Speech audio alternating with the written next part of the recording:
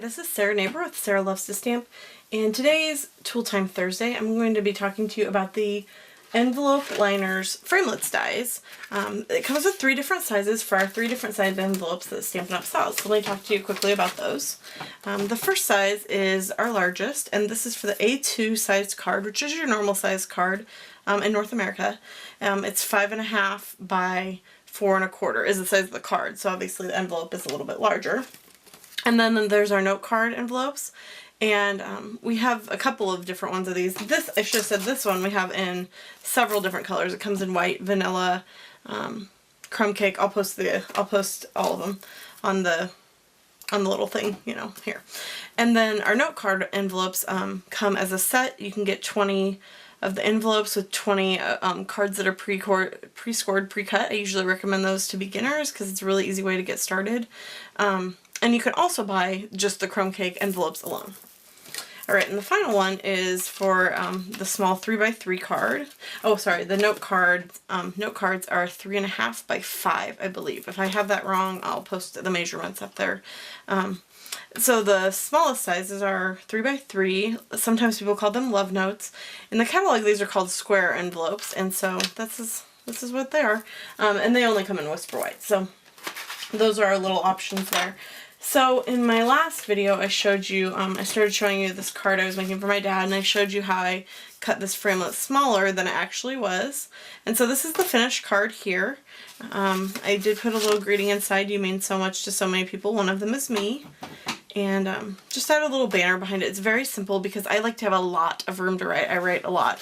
And then of course I stamped my little Sarah Neighbor stamp on the back.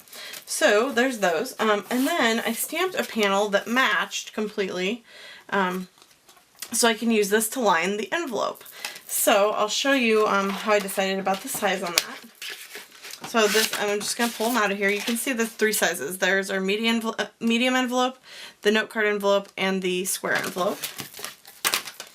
And then I have the sizes written here, and I'll go over those really quick with you. I'll put them up on the screen as well. I'll also post them on my blog with this video, so you guys have them there too.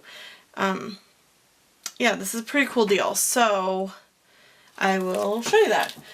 So for I'm going to start with the smallest one, go backwards. For the smallest one, here's how I decided it. I'll show you that with just one of them. I put the envelope framelit die. I say envelope sometimes, envelope sometimes, I don't know what's up with that. And so I put the die on here like it would line up.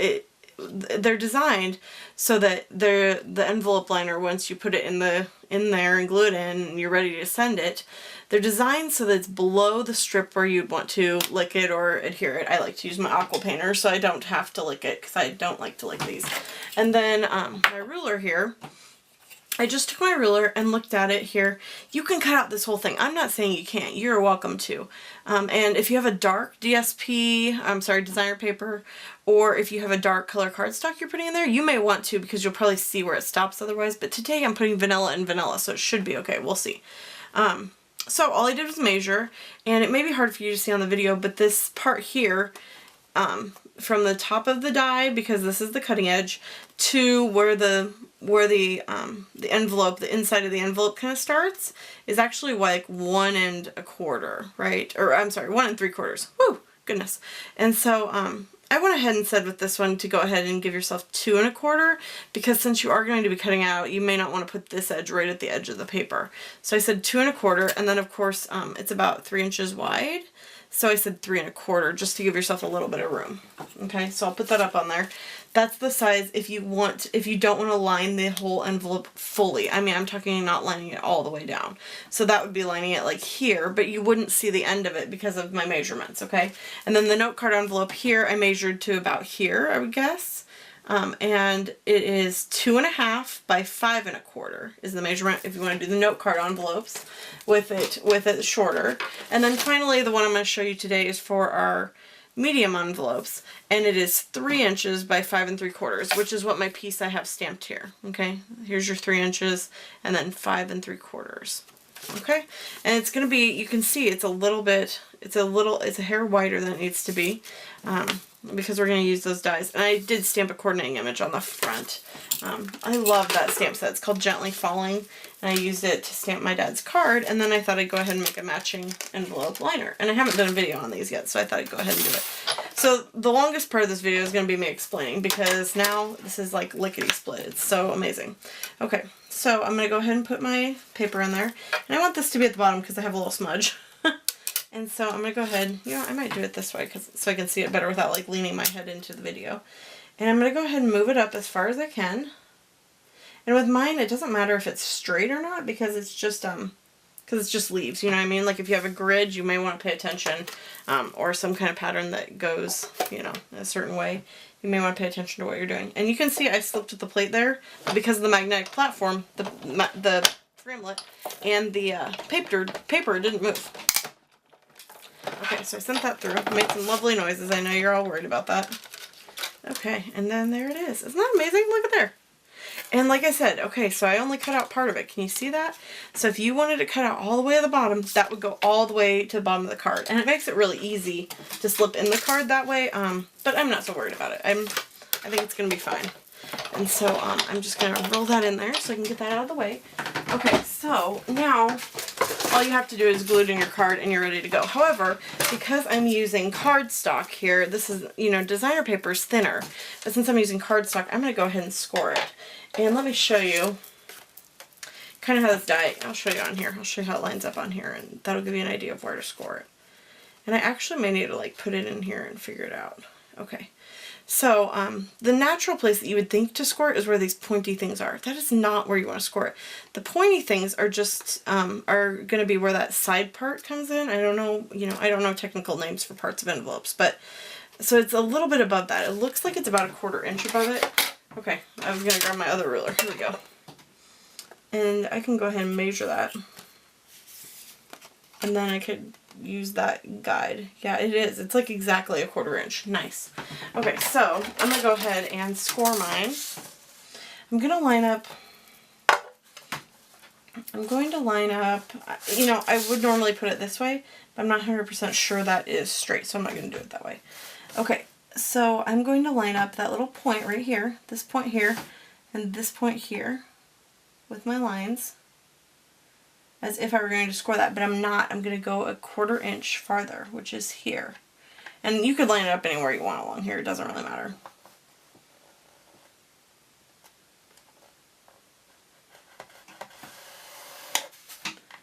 Okay, so I'm going to line it up like that. There we go. That's so simple. This is the Simply Scored scoring tool. I don't think I said that.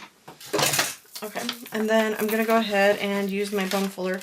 Normally I crease the other direction, so if you wanted to put it in your, you could put it in the Simply Scored scoring tool backwards. If you want your crease to be the other way, it's not going to matter because it's pattern in this case. And then I'm just going to go ahead and put glue on it.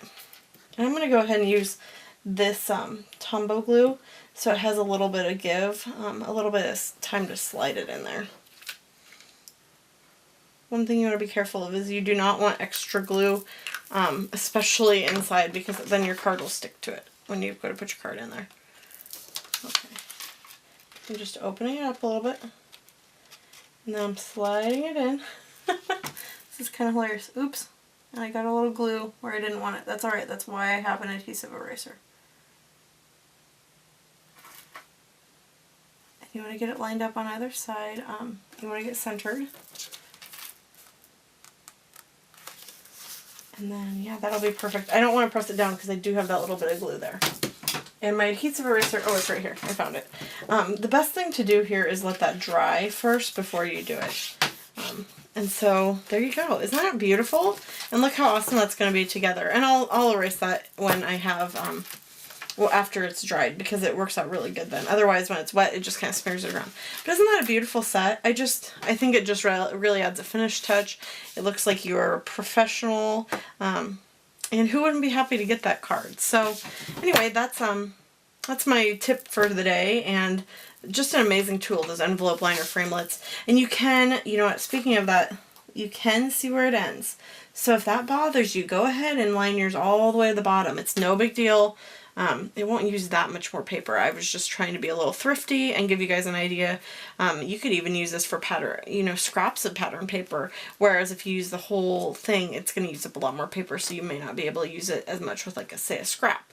So, I hope you guys enjoyed that. I think it's really, really awesome, and I'm thrilled to have that tool just to easily do this, because I know people who used to, like, they did it all themselves and it was amazing, but I would never do it, and this I would do.